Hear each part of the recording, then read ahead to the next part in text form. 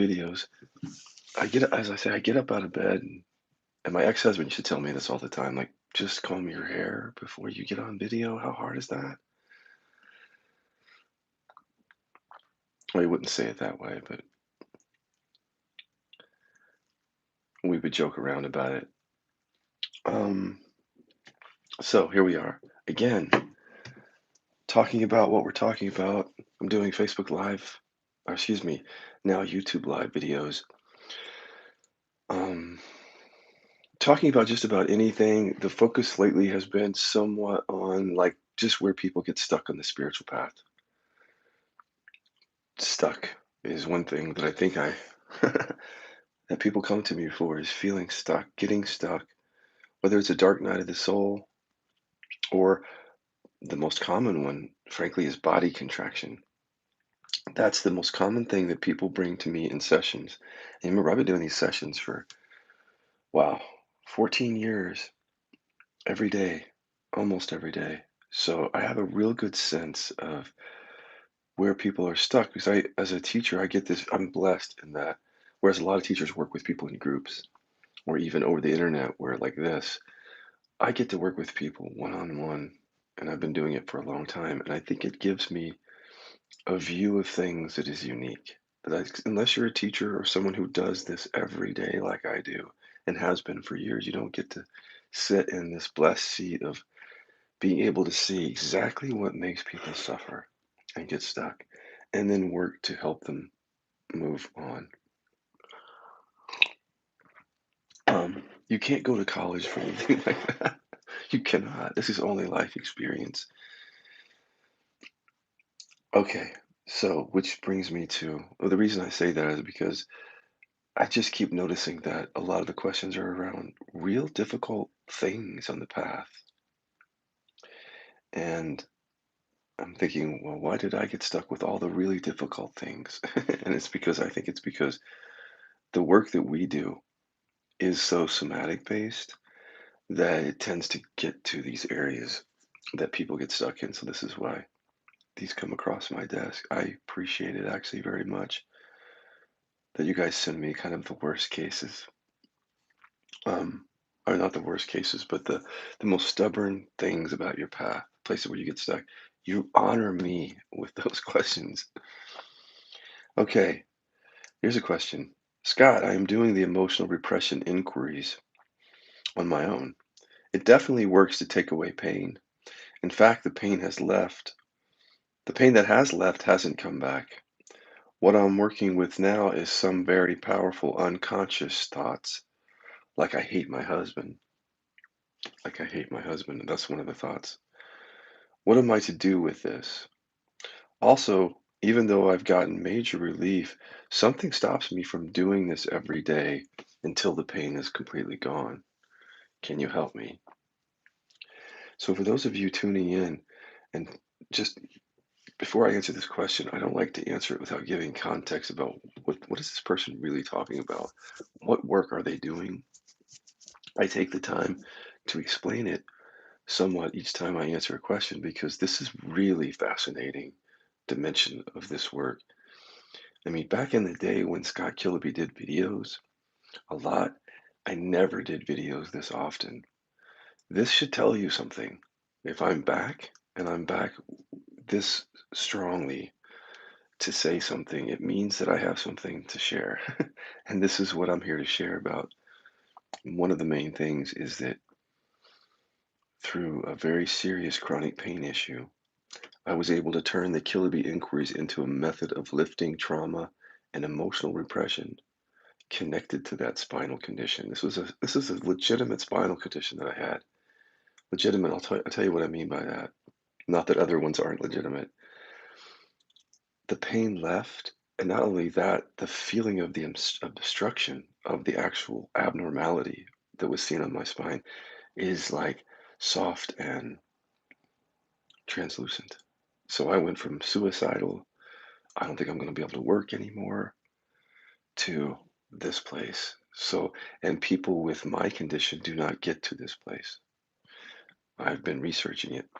I have three different conditions of the spine, And I am in chat rooms with people. I'm sharing you. This is the reason that Scott Gillespie is online so much. This is the reason the questions like this are coming. If you haven't been paying attention, if you haven't been listening to the videos, this will be news to you, and you're going to want to know. For those of you who tune in all the time, God bless you for hearing it over and over and still coming back.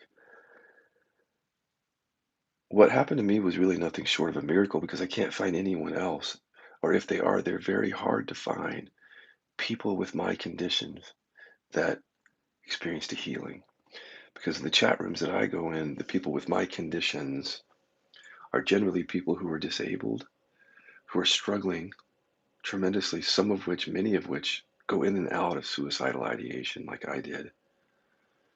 It's a tremendously debilitating kind of pain that I had and that these people are having. So I have a lot of compassion for them. But at the same time, many of them are trying to solve the issue through Western medicine. And so they're not getting any better, just like I wasn't. So somewhere in the midst of my pain, after about 2 years of just being with it, I learned how to take these inquiries and ask questions that again that would lift up and bring and make conscious what I call the repression barrier, which is literally a thought stream that acts like a barrier to feeling certain repressed emotions and yeah, emotions and thoughts in the body, held somewhere in the body. So through the course of redefining and refining these tools that we already had, the Kilby inquiries towards this, I stayed in inquiry for about 6 months pretty regularly on some very deep stuff that had been, again, repressed. At the end of that, I continued. Now, that ended the nerve pain. That episode of inquiry ended the nerve pain, which in of itself was miraculous. But what happened after that has been equally miraculous in that once the nerve signal, the pain signal left, what was left is what I think a lot of people feel with these real abnormalities. I mean, if you look at my MRI, I got a majorly bulged disc, I've got narrow spine, bone spurs going into spinal cord. Like these aren't little injuries. Um, these are the kinds of injuries that take people's lives over. So the second part of the miracle, again, I'm going to answer this, is that the obstruction itself, the abnormality, which was still felt as an uncomfortable pressure in my spine, even after the pain signal was gone, that over time through the somatic inquiry became porous, light, airy, loosened up, resistance undid itself. I mean, literally, it felt like, I'm not kidding, it felt like there was this almost like a nail in my spine. And it's like someone took a corkscrew and just like that. And the result, what would the feeling of it was that something wrapped around that, whatever that is, very tightly, like whew, like the strongest rubber band you can imagine, like tight. So even my doctor said that my spinal cord was being throttled and that it would always be throttled. That's the thing. That throttling unraveled itself before my very awareness through the somatic tools. So the anger repression and the other trauma was dealt with the tools that question unconscious thinking, unconscious feeling. And then we have some somatic tools, which each one of them are designed to reduce the resistance to the things that we're feeling in our body. So I just, for this, after that first 6 months when the pain was gone, I just remained with this somatic abnormality in my awareness and just kept using these tools until I got to what I would call like a perpetual state of dissolution. It's just this perpetual state of awareness and acceptance through these tools, so much so that that abnormality and that thing around that nail-like sensation just unraveled to the point that it became translucent and porous and not there's no pressure in it. So I wake up each day just like, what? Is this real? Because I go into these chat rooms and I see how much people are struggling. So again, apologize to those of you who hear this quite often, but this is important to hear this for the people who haven't heard it yet. So let me answer the question one thing at a time. I'm doing the emotional repression inquiries on my own. It definitely works to take away the pain. In fact, the pain has left. The pain that has left hasn't come back.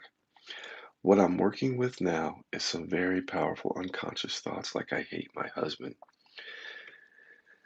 The person's also reporting that at about this time, they're having difficulty doing it on a regular basis. Now, here's what I want to say.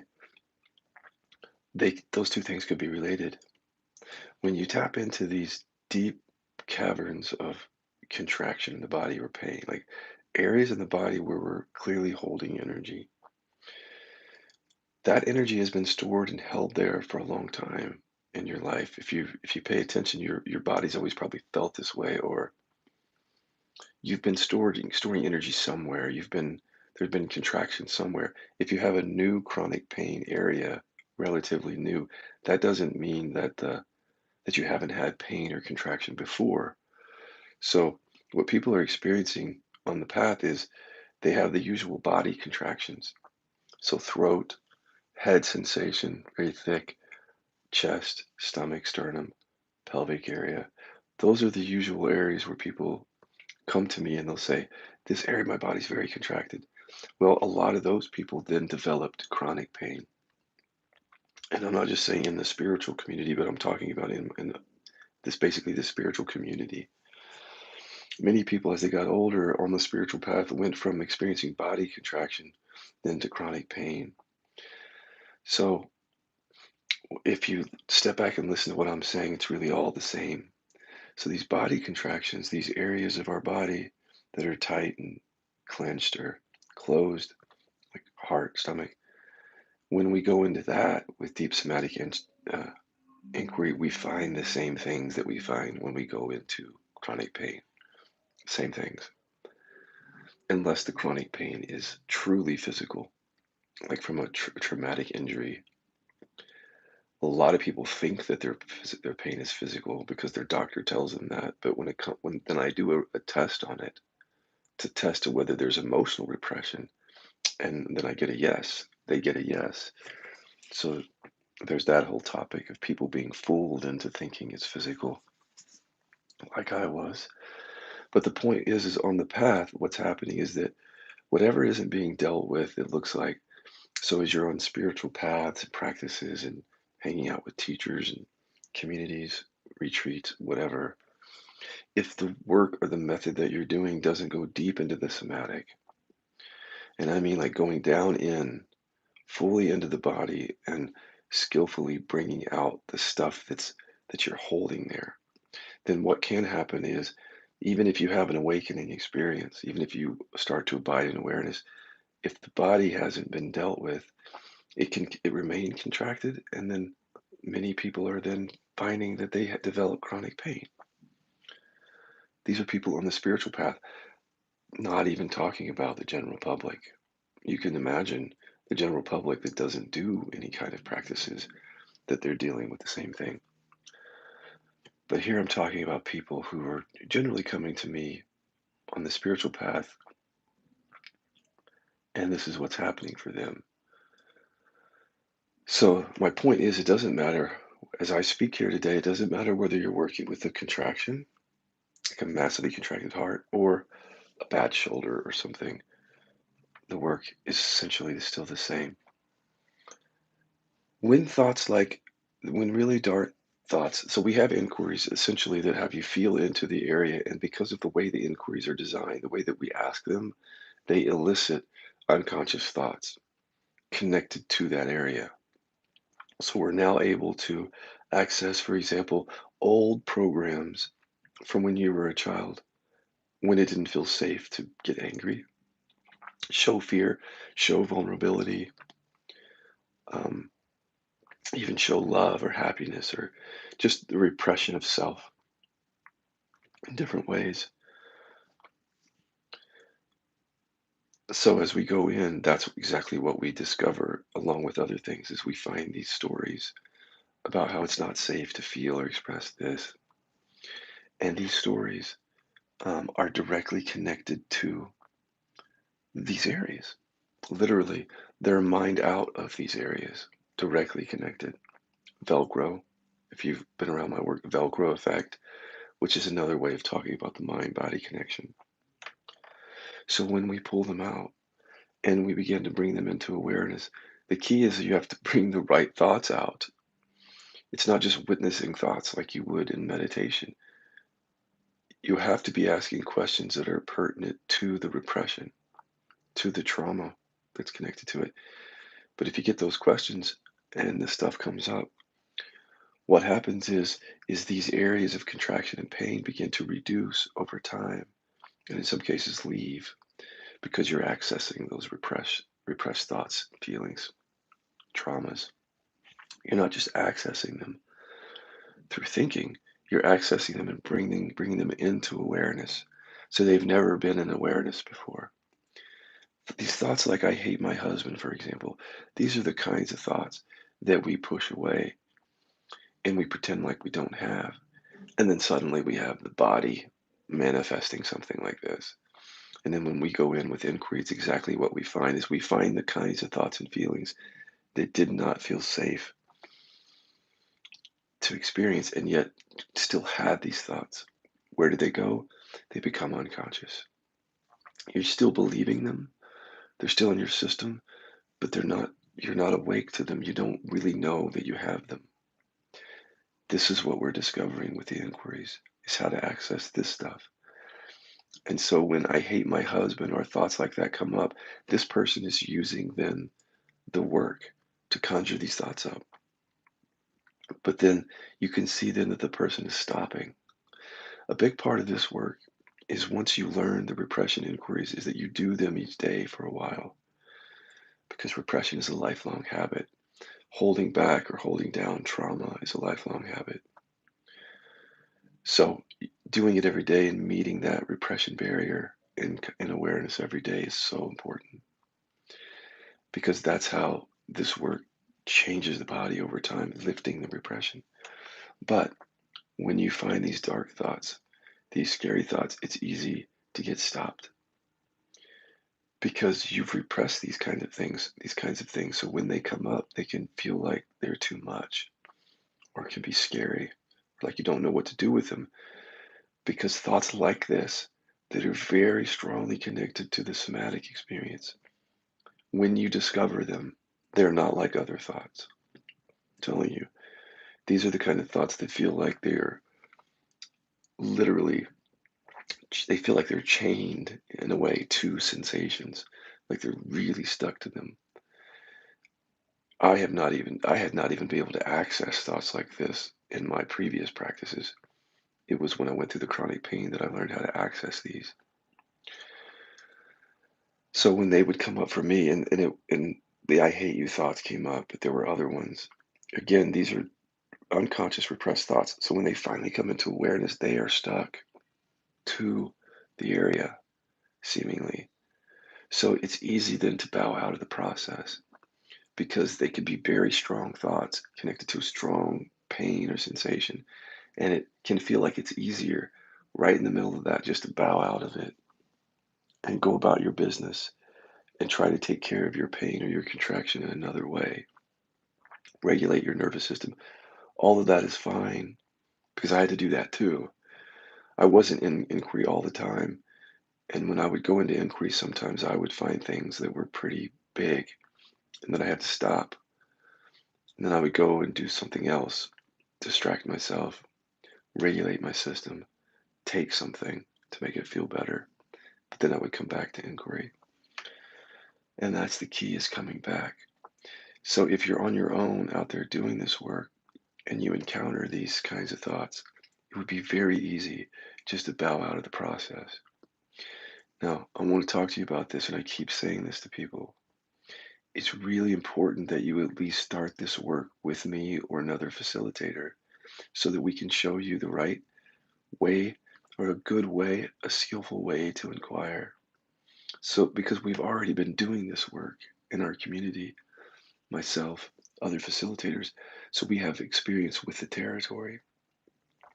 If you're starting out from scratch, it's like you have to reinvent the wheel if you don't know exactly what we're doing. So by doing a few sessions, you start to understand the territory and how to inquire. And then you don't have to work with us forever. You can continue to do that work on your own. But this is a good example, this question, of why it's important to work with somebody on the front end. Because as these thoughts come up that are very powerful, again, it's easy to turn away. But with the right inquiry tools, these kinds of thoughts become easier to witness and move through. We have all kinds of tricks and tools for this now. So that's going to be helpful, is it teaching you how to move through very thick stuff that comes up, because that's where the freedom is.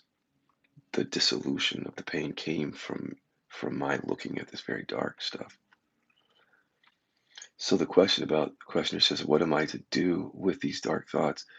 Well, this is the problem, is if you're starting this process on your own, then I'm not with you in inquiry. So I'm not there when the dark thoughts arise. So I'm having to show you what to do through video. That's very difficult to do. Very difficult to help people in a process that's very specific to them. In other words, the kinds of thoughts that are coming up for you, the questioner, are specific to your conditioning, your experience, your history, your family, your trauma. It's really important in this work to be able to see the specific content in order to help you to see the content as it comes up so that I can show you how to work with different content. This is very difficult, and it demands a lot of my time to be facilitating you through a video like this or helping you. It's just not very skillful. So again, do some sessions. If you're interested in this, do some sessions with me or with one of my facilitators to get the technique down, and then you won't get stuck so much.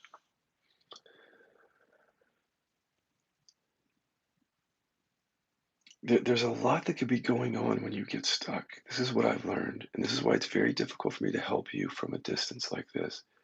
One could be that that the pain just isn't bad enough yet. I'm not saying that everyone's pain or contraction has to be really painful, but when I see the clients who are in a lot of pain, their readiness level is higher because these inquiries, they're not just about like potentially seeing through old repressions that relieve pain. It's also about relieving pain on a daily basis. This was a crazy thing for me to realize, is what kept me in the process of healing this, literally healing it, was that every day I was getting relief from it. So it wasn't hard to go back to it, because when my pain would flare up, or in your case, the contraction, you might look to different things to relieve your pain automatically, not realizing that inquiry is one of the best pain relieving techniques because it deconstructs the stress that's happening right now in your unconscious that's stressing that area out. It just deconstructs it so that the stress creating the pain for that day can go. And then each day, when you notice the relief, it pulls you back into the process. This is different than waking up, where they say, this isn't a process or there's no progress. None of that applies to this at all. There's definitely progress. There's definitely a process here. And if you don't see the process and you don't recognize the progress, meaning that the pain is getting lighter, that the somatic experience is changing, if you don't notice those things, then you might not stay in the process. It's just like when you go to the doctor. If you went to the doctor and the doctor said, don't be concerned about progress, don't be concerned about getting better, you wouldn't go to that doctor again. Well, as a non-dual teacher, of course, I have to be careful saying it's all about making progress, right? Because the seeking mind then says, I'm not there yet. And I have to keep going, I have to keep going, I have to keep going. I understand that there's a seeking mind there that always looking for something in the future, but we have to speak maturely about this topic, which is that when you begin doing this work on the somatic level, it is a process of unraveling something. So you're actually going to see, if you're doing it right, you should see improvement, literally. And that seeing that improvement is really important because people want to bow out of the process, just like this person. If I don't respond to this person and help them, they could easily bow out of the process.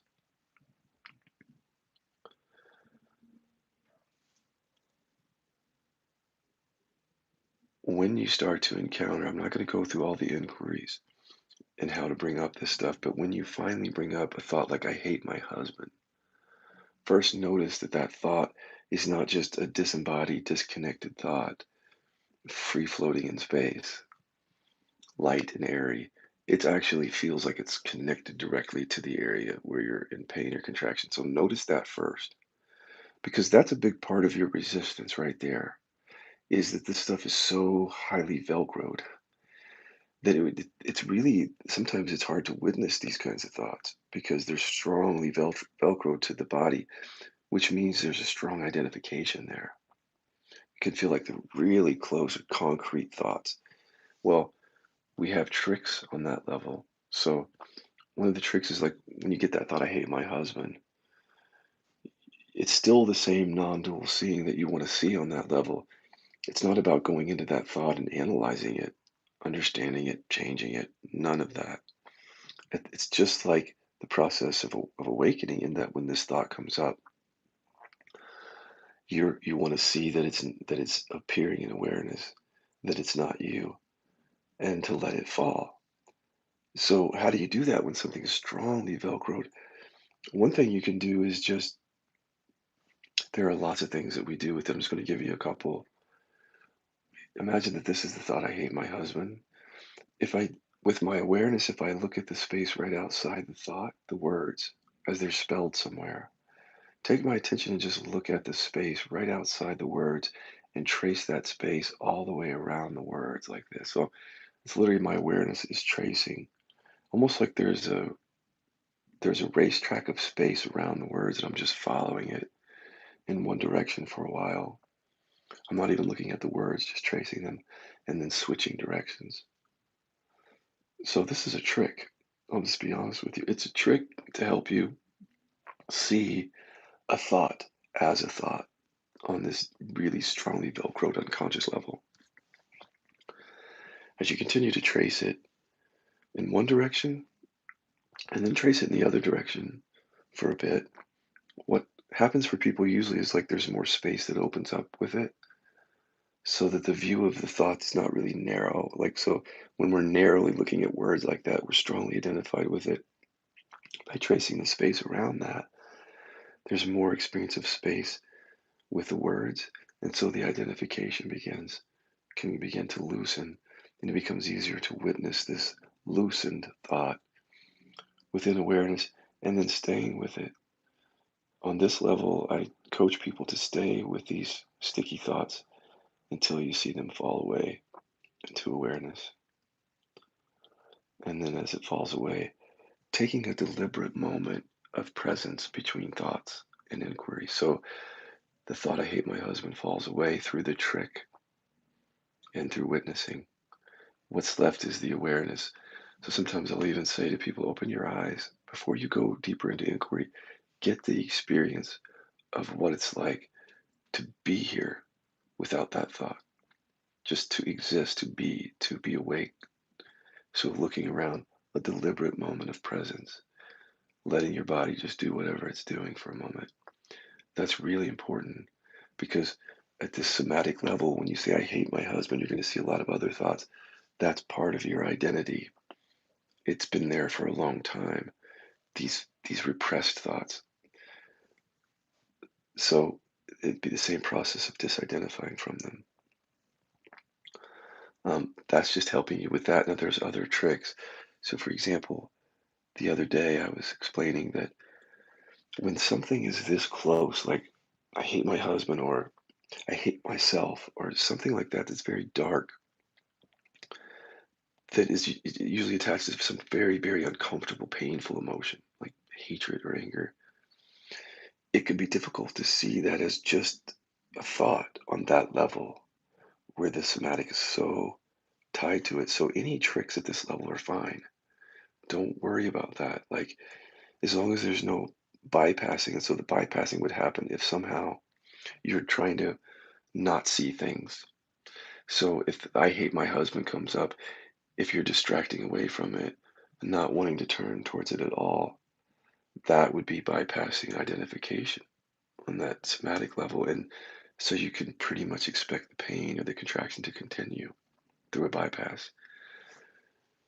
One of the tricks, though, is when you see these words or even an image at this level, if you can just ask, are these words the awareness that's looking? And then just sit with that so that it's not intellectual, it's experiential.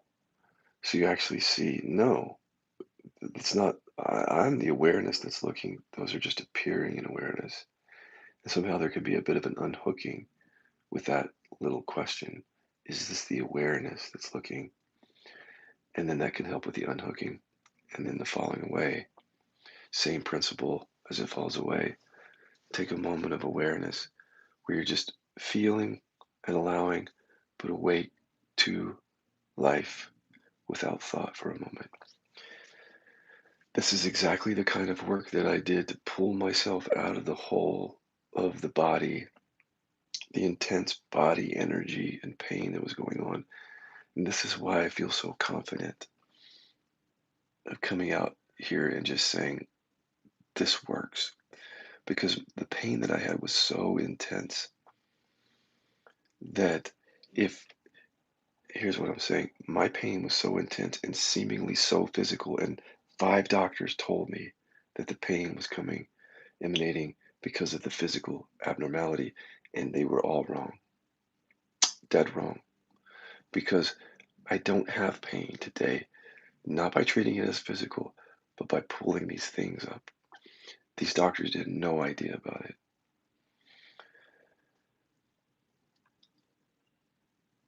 This is why I'm confident, because my pain was so intense, and the particular conditions that I had were the prognosis for almost everyone is bad. So if I can work through that where it seems physical and with that intense level of pain and being pain free, I feel pretty confident helping you. Really, no matter what your experience is. Because again, the pain that I had was emergency room level, debilitating at times unable to walk, move, or talk. That's how bad it was. The question that you and I are going to have to deal with if we work together is your pain physical or is it emotional? In terms of whether there's a traumatic injury there, which Dr. Sarno says is something for the medical profession, that's for the doctors to decide. But you have to be very careful because they think that everything is physical. But traumatic injuries you have to watch out for.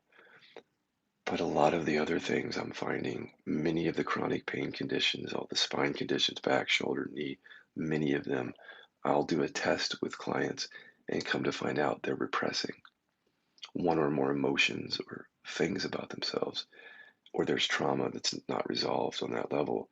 And once we discover that and you see it for yourself, it's very difficult to believe that it's purely physical after that. So, if nothing else, do a session with me so I can do what I call the repression litmus test for you.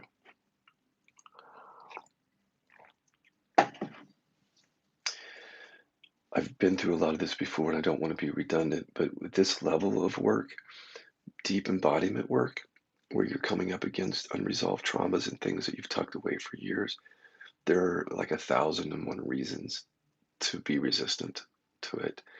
I've literally seen people in an enormous amount of pain resist the work, not because it doesn't give them a relief, it does, it is,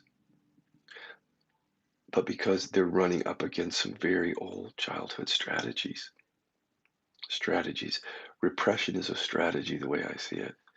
It's like when I was a kid, if it didn't feel safe to express something, I didn't. And that was a strategy to survive in those moments. Bullying, parents, whatever else. This strategy has worked for us. We have to be mature about this. Like, this repression thing has been working for us as humans. I mean, to some degree, to protect us, seemingly. And so when you start inquiring into it, it's not like it's just going to, okay, I'm going to go now because you looked at me once. It's not going to happen. And it doesn't happen. One has to stay in the process of looking at this because it's like a habit that wants to come back to help you survive on a regular basis. Look at my hand. See how it keeps coming back? That's what a habit does. So if you're just going to look at it a couple of times, this is all that you're doing. Watch. You're looking at this habit and it kind of quiets down. And then you go about your business and you don't come back to inquiry or not very regularly. But look at my hand. The habit continues because this is how you survived. So, in order to undo this habit and to get this freedom, you've got to bring attention here in the skillful way to this habit. And here's the number one mistake that people are making. If you remember nothing else from this one, remember this. The number one error that people are making is that when they feel the pain of the contraction increasing, they go straight down to feel it from presence. That's a good thing to do with an emotion that's releasing. But for a contraction or a chronic pain that is stubborn and persistent and stuck, not much is likely to happen because you're resting with a sensation that has a bunch of unconscious thoughts in it. So you think you're resting with the sensation, but you're not. You're resting with a sensation that has a bunch of unconscious programs in it. And those unconscious programs continue to operate as long as you're just resting with the sensation because they're hidden. You haven't discovered them yet. This is why your contraction won't go away. And I know you know that I'm talking to you. I'm talking to all of you who have been to retreat after retreat, who have done this work and this therapy and that therapy, and you still have a contracted stomach.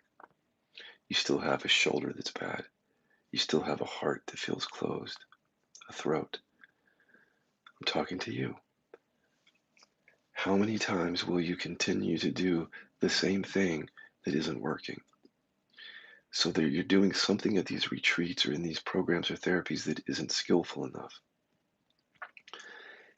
Why keep doing it? If you listen to what I'm saying about this unconsciousness and the mind body connection makes sense to you, and you've had the experience of feeling a contraction or pain for endless hours and nothing really happens, or very little relief happens, or it comes back, this has worked for you. This is a new way. So, the number one error, and it's almost with every client, is I show them that the relief happens by accessing the unconscious thoughts. So I'll take them through that. And by watching the unconscious thoughts as I bring them up, many of them start getting relief in the area. And then when the session is over, if they haven't learned what I'm doing, they'll go back to the old way, the old satsang way of resting with just being with something, a sensation. They come back to the next session and they're frustrated. It's like, this isn't working. Um, I got relief in the session, but I'm not really able to do it on my own. So one thing it could be is a skill issue. See, because I was showing you a different way, I wasn't bringing you back down to the body, and then you forgot that, and you went back to your old habit of let me just come down and feel it, and there's where your frustration is. So then in the next sessions, I have to recorrect the error for them and say, let me show you what I'm doing now. Let's record it. I ask clients to record all the time now so that you can hear everything and see everything that I'm doing. And then sooner or later, they catch on to it and the old habit dies. So when this person says, I got major relief, something stops me from doing this every day, one thing could be skill. So if you're going back to the old habit and you're not implementing what I'm showing you, you're not going to get the progress. And so that can stop you. The other thing is, again, these are very old strategies of survival. So when you bump into them, something in your system could just be like, no. it's unconscious, but there's a real strong resistance because it's like giving up a strategy of repression that has helped you. So that's where the resistance can be coming from. The thing is there are inquiries that we use to get at that right there, to get at this notion that you're getting something, you're benefiting from the strategy to help that dissolve. There are other things that could be happening, but as you can see, it's not just this is why I get on YouTube, is because this is amazing what's going on. Truly amazing, guys. Have you ever heard Scott Killaby say something like that? This has been miraculous. But at the same time, it comes with a whole bunch of pitfalls and traps. It's amazing that here we're going so much deeper than we ever have before, and finding out that the reason that we haven't been able to go deeper before is because of all these traps and pitfalls. So we're encountering them as we go. And this is why it's helpful to work with somebody who's gone through this so that you don't fall prey to every single trap and pitfall, get frustrated, and then bow out of the process. The result of which is pain and suffering. That's how big this is to get this method down and to work with the resistance. I mean, I just woke up this morning and turned to my husband and I said, "Is this real? Pinch me." Because, like, I'm going into this chat room and all these people are getting worse and worse and worse and just keep getting better. This shouldn't be happening.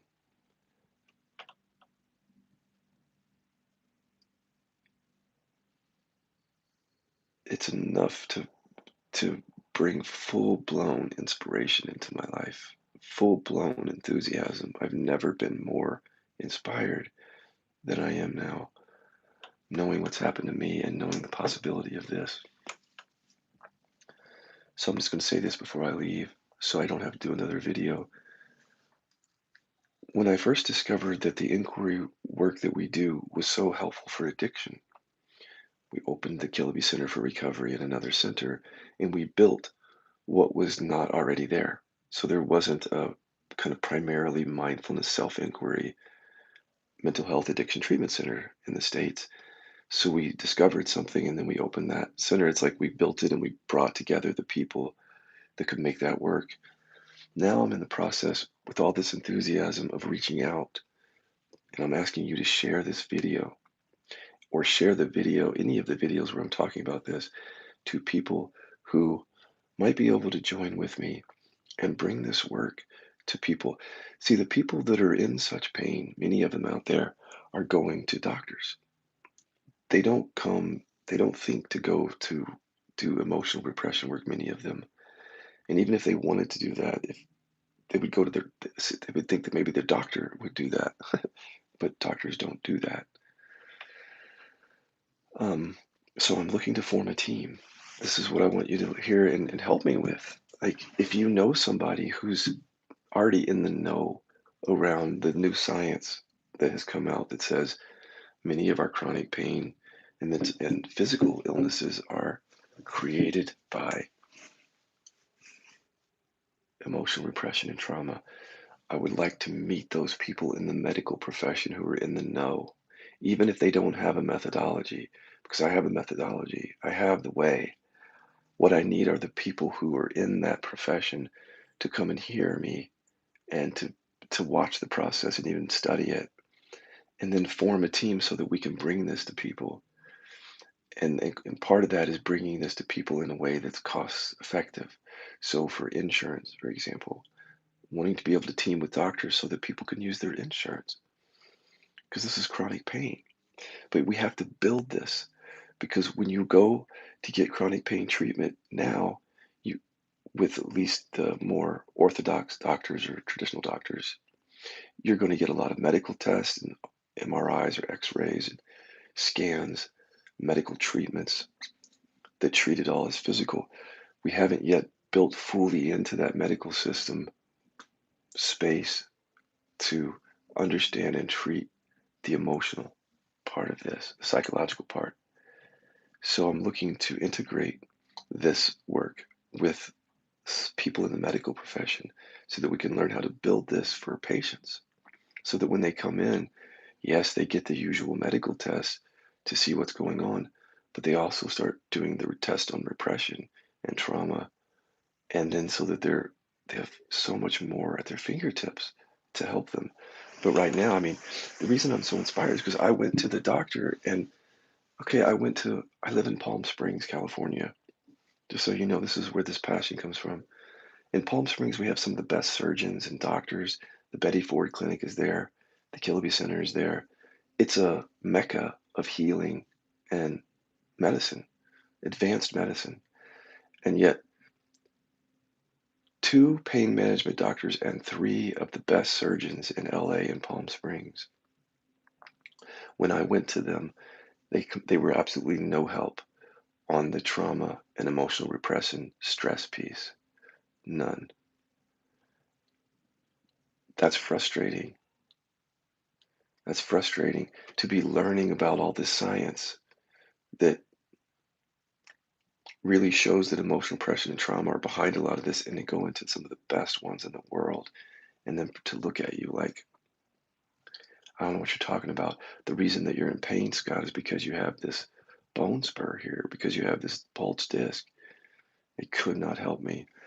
So if I can form a team with doctors who are going to break out of that thinking, that's what I'm looking to do.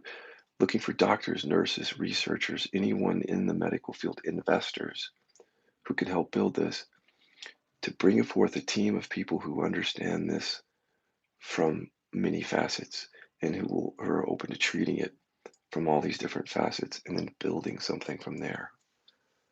And I don't know what that's going to look like, but I'm going to keep talking about it until you guys help me out and find those folks. So if someone here is watching this today that would be interested in teaming up with me, email me at kilbycenter@gmail.com. KILOBY center@gmail.com. And let's build it.